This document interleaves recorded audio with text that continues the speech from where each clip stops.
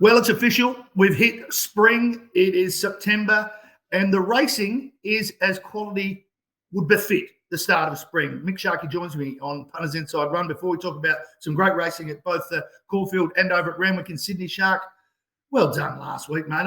We only tip about sort of 3 or 4 in each state, and you've had a fill-up last week. Thanks, Matty. Yeah, it was good. Good little result. Wasn't Tom Kitten. There was some support there too on race day. So hopefully some punters got around the back of our confidence. I think it was sort of that $11 or $12 mark when we suggested it was a bit over the odds last week. But my Wallach was the one for me. It paid for a lovely lunch in the city last Saturday with my eldest. So it was good fun. But thought I wanted to just get really on brand, Matty, since we're in the spring. And I've gone the burnished orange just to match the Inside Run logo. So, yeah, I'm right on point this week, ready to fly into Memsie Stakes Day. Karen, can you bring me a green jumper? Yeah. All right, no, well done, mate. But it is great, isn't it, racing? It's our first Group 1 in Victoria, the Memsie Stakes. Of course, Mr. Brightside comes off that brilliant first-up win, and I Wish I Win returns. I mean, we're talking serious racehorses here, aren't we? Yeah, we are. And the market, since the field came out, has really flipped on its head. I think when Moods suggested I Wish I Win was going to kick off his spring in this race, he was 2-1 in most of the futures markets around the place. Now he's out north of $4, with the wide barrier, the inside barrier, which would be coveted for most horses. But for some reason, the market's really gone against it. And the one they've supported is a horse from an outside barrier, Mr. Brightside. So I get it. Like, the map looks like Anavisto will lead. Yep. Alligator Blood from 14 comes across. Mr. Brightside comes across outside it, and it lands in a pretty good spot. But the trepidation around Barrier 1 for I Wish I Win, I think there's some flaws in that theory that it's a bad gate for this horse. Traditionally, Caulfield, they start to get away from that inside section as the day goes on, don't they? And the Memsie's race 9. I think by that point, riders will want to be angling off that corner and sort of getting out to the middle of the track. I Wish I Win's not a horse that has to get back to last over 1,400 metres. I think he'll be midfield, just off midfield from there.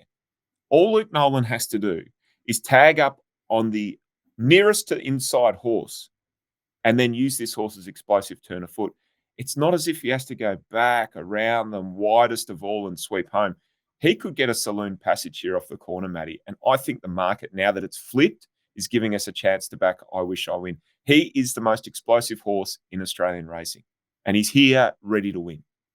I agree, mate. I think I'm not too concerned about that inside barrier because, he doesn't go forward anyway. But there'll be genuine speed in the race, as you mentioned, with Anavisto, Alligator Blood. So they'll really push along. So the gaps will open up. This horse is so versatile. You mentioned that sort of turn of foot. Can win 1,400 first up, no problems at all. Can win at sort of any distance on any surface. Such a terrific horse. So I'm with you with I Wish I Win. I think, nothing against Mr. Brightside and the others. I mean, they're both in for great preparations, I think. And we'll see the best of I Wish I Win right throughout the spring, I think. Yeah, absolutely. Look, I think it's a good opportunity to have a bet on a very, very good horse at a very good price. All right, some terrific racing right across the day at Caulfield. Where else did you want to play? My best is in race 7, the Cochrane Stakes, number 9, C'est Magique. I'm taking on Benedetta with a mare who I think is better than Benedetta.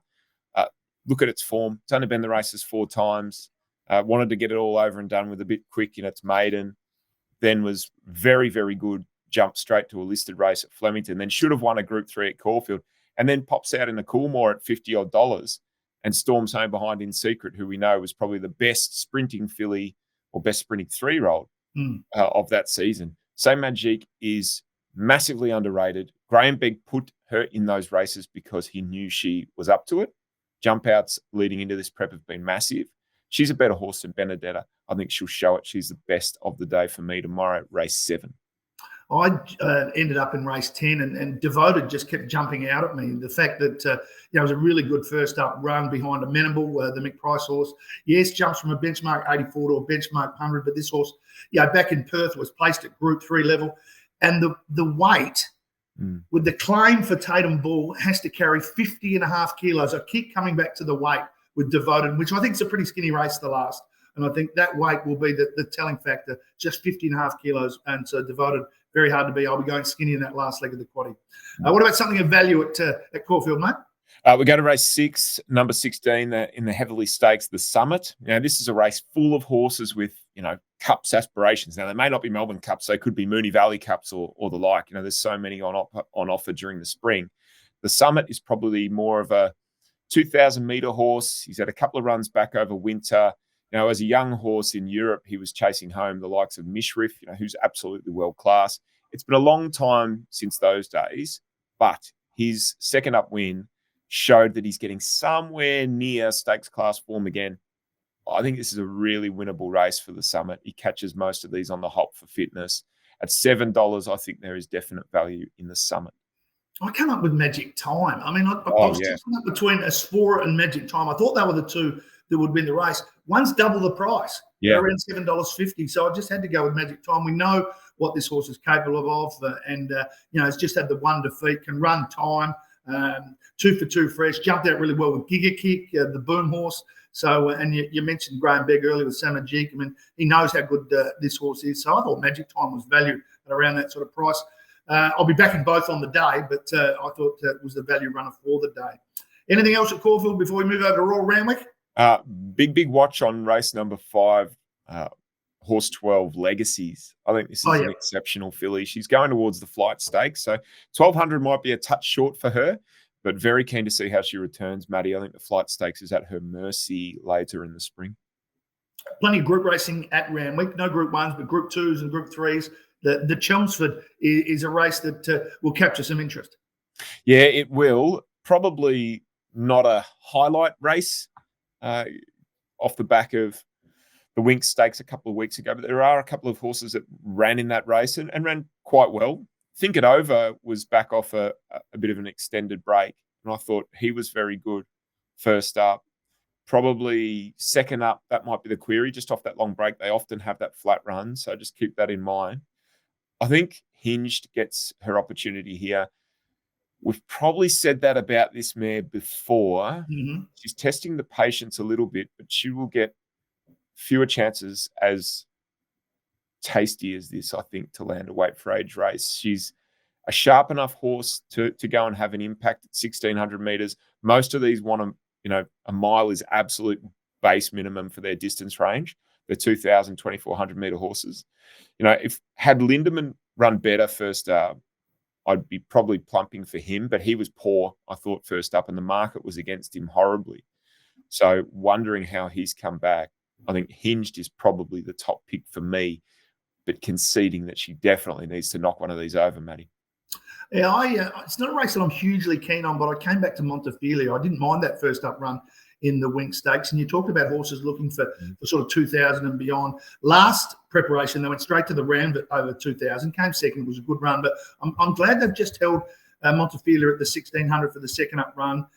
J-Mac comes on board. I think that's a really good positive pointer for Montefilia. And I think then the next start, we see Montefilia get out to 2,000 metres. But that's my tip in the race, which I probably won't be going harder. It'll be a small outlay. From the point of view of some other group racing, what else did you like at Randwick? Race 6, the Furious Stakes. Really liked number 5, Komochi. I thought she was great first up, found the line really well. And for most of the early and middle part of the races, she had a horse on her outside like it was drunk, and she was leading it home to bed. It was just leaning and laying all over it. You thought, give us a spell here. Like we need to get a little break, some respite at some point of this race. It didn't really come. And I think Komochi could have been forgiven at that point for just going through the motions to the line, but she did the exact opposite. She thumped that line, and I think I liked her going into that race. I think she's the horse out of that Silver Shadow that I want to be with. So she's a bet in the Furious Stakes. And I reckon there is some value, Matty. Race 5, Annabelle Neesham has a stayer here that probably just didn't get it all together in its first Australian preparation, been given a little bit more time. First up in the Premier's Cup on a soft track. It ran a nice race. I think it'll be fitter for that effort. Second up form is good. It was $20 when I had a look earlier on today. So I think at value, race 5, number 2, Fancy Man, named after you, of course. I just love your analogy with Komochi next to a horse that was drunk. Imagine if the jockey turned to it sideways and said, "Do you know where a kebab shop is?" But anyway, hey, we've all been there before. We've all been there. Oh, look, I'm going to tumble in again in the last race. I'm going to tumble into Gaza Blanca. Been costly, been odds on the last 3 starts, and has been second the last 3 starts. Still trying to get out. Would have won last start. Should have won. But I think this horse has been drawing inside barriers, and what we see is J-Mac on board and drawing an outside barrier. And I think that just might be the key. I think he can just sit outside and be patient and wait and don't get caught up in some traffic. So one more play for Casablanca for me. All right, mate, anything else we should be backing? That's me done, Matty. I'm just looking forward to getting back on track. I'll be at Caulfield on Saturday, so looking forward to some great racing and looking forward, as much as having a bet week to week, I love watching these horses resume and you try and play the game of where they might go and what race they might be suited for. It's a great time of the year. Spring has sprung. Mate, enjoy the day at Caulfield and we'll talk to you next week. You too, Matty. Thanks for joining us once again on Punters Inside Run. It's a fantastic day. If you are getting down to the track, go say good day to Shark. Go grab his orange jumper and say, outstanding work last week. Imagine what you could be buying instead. For free and confidential support, call the number on the screen or visit the website.